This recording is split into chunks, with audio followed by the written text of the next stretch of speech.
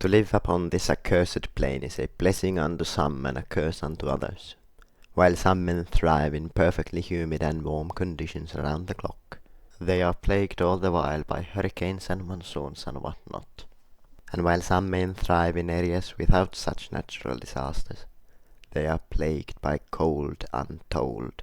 It is a most natural testament then, to want for the very benefit of mankind as a whole unto all a more moderate climate everywhere. To that end let us suppose unto ourselves realized angelic might, and terraform the entire world to our liking.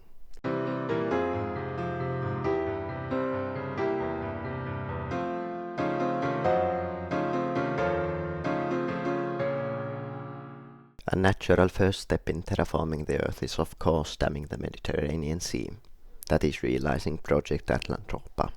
The project was proposed some 100 years ago by some German geographer, as a means to combat imperialism's biggest growing issue, that of the rising population of Africa, by connecting Africa to Europe more directly via land, to ease the oppression of the former continent's natives. The plan was thus: dam the Straits of Gibraltar, Sicily and Messina, as well as the Bosporus, to create some additional hydroelectric power and lower the seawater level. These dams would theoretically lower the Mediterranean by somewhere to the range of 100 meters, and would additionally provide energy for Europe and for turning the Sahara Desert green by creating some artificial lakes. Naturally, the plan had some follies, such as requiring sums of concrete we realistically don't have to this very day, let alone 100 years ago. And also the decreased water in the Mediterranean would knock the whole region surrounding it down a notch in the climate zones, as well as probably Northern Europe in kind, due to proximity. No matter, so we shall suppose, and so shall it be done. The Mediterranean be damned. Additionally, note that Venice requires a giant canal now to be sustained, and the Suez Canal must be lengthened by some ways. But really, no matter. For the hell of it, we shall suppose in addition that need, the Northern European enclosure dam, be built in kind, as a mirror to Atlantropa, even though that project is really only a proposed solution to show the extremities which need to be taken to protect Europe from worst case risen sea levels due to climate change. As we are not supposing a significant rise of sea levels though, the whole of the Baltic Sea shall simply sink some ways for us, revealing a lot more land unusable for irrigation and ruining numerous coastal settlements, just as in the Mediterranean. Oh well, it's funny enough this way. And it does give us the famous Dogger land anew. In addition, it's gonna make Europe a whole lot colder again, but the cold is nice enough. I expect 6 months long winters in Tallinn, for example. Anyhow, returning to Atlantropa, the natural next step is to fulfill its later agendas, the greening of the Sahara. To that end we shall suppose groundwater be pumped up en masse all around the desert, creating the lakes of Qattara, Darfur, Fessan, Chots, Ahnet and Tindouf. More importantly, we ought to restore Lake Chad and Timbuktu, since those are significant players for the Sahel. The latter dried up some thousands of years ago, whereafter its primary feeding river, the modern Upper Niger, descended to flow into the Lower Niger River, giving the entire river its strange boomerang shape. Here we shall simply dam the river in the middle, thus that Lake Timbuktu be restored.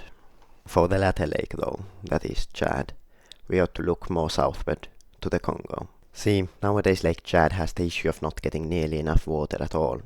So what better remedy is there than diverting it from another river via artificial canal some thousands of kilometers away? Sounds bloody ridiculous, I know, but it really is the chief proposed plan. The Congo has an abundance of water, hence its rainforest nature, and the region around Chad does not, hence its desert nature. The most radical plan goes thusly, and it we shall implement. Seize the flow of the rivers of Aruwimi, Uele and Bomu, and guide it all via man-made waterway to Chad. With such an excess of new water flow, the Lake of Chad blossoms to a gigantic size, far larger than it was even 100 years ago, before it began to erode.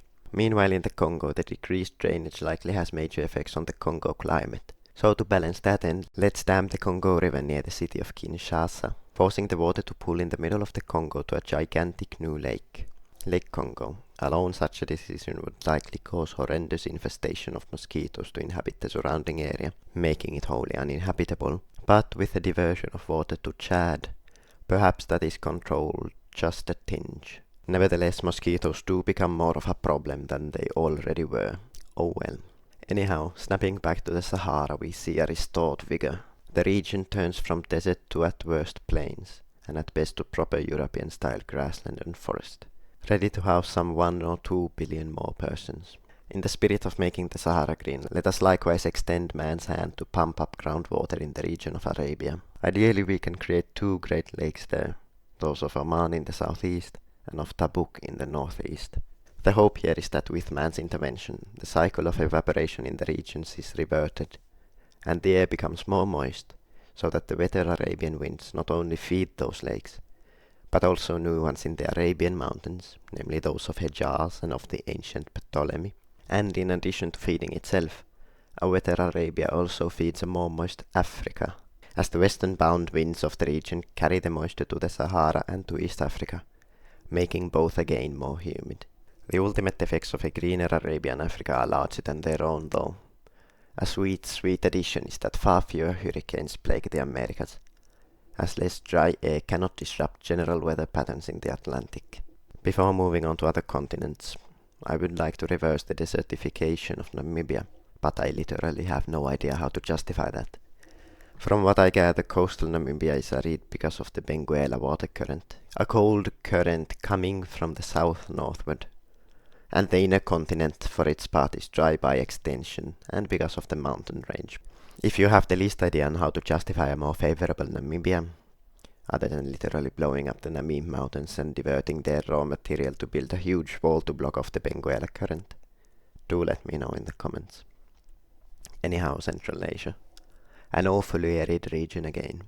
Here though the problems are manifold. Summers are hot and dry and winters get cold, like some places even -20 Celsius cold. This is generally because of the region's landlocked nature. Water sources act to stabilize environments. The best we can realistically do is restore the Aral Sea in supposing that it never eroded in the first place, and this change alleviating the toxic salt and dust storms that plague the region as we know it today. Moving a bit eastward, on the Chinese front, we can help the growing water crisis there by implementing the proposed and planned water diversion projects. The eastern route of man-made canals from Yangzhou to Tianjin and Weihai, the central route of Danjiangkou to Peking and Tianjin, and the western route diverting water from the Tongjiang to the Yalong to the Yellow River.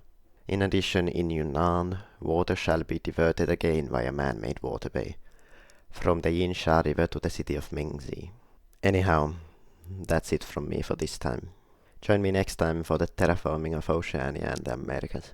Do share whatever ideas you may have, though note that we're keeping a moderate realism here.